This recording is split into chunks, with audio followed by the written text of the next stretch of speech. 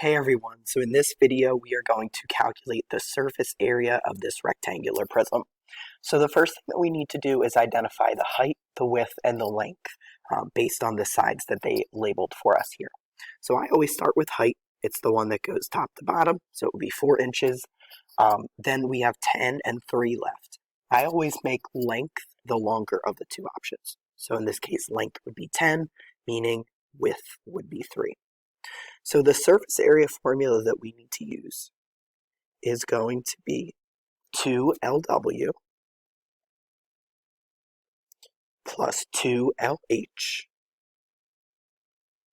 plus 2WH, where L is length, W is width, and H is height. So once we have this set up, we just need to take the numbers that they labeled for us and plug them in, substitute them in for the variables at the appropriate spots.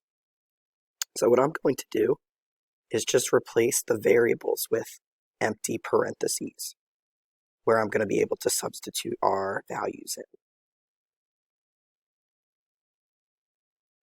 Okay, so the first product is 2LW.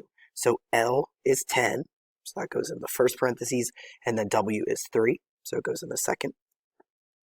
The next product is 2LH, so L is 10, H is 4, and our final product is 2WH.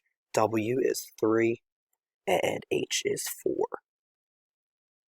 And all we have to do in order to calculate our surface area is just simplify this expression.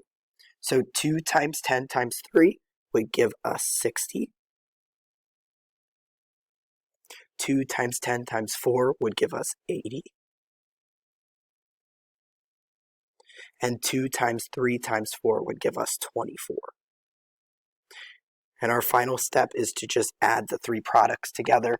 If we go in our calculator, 60 plus 80 plus 24, it gives us a total surface area of 164 square inches.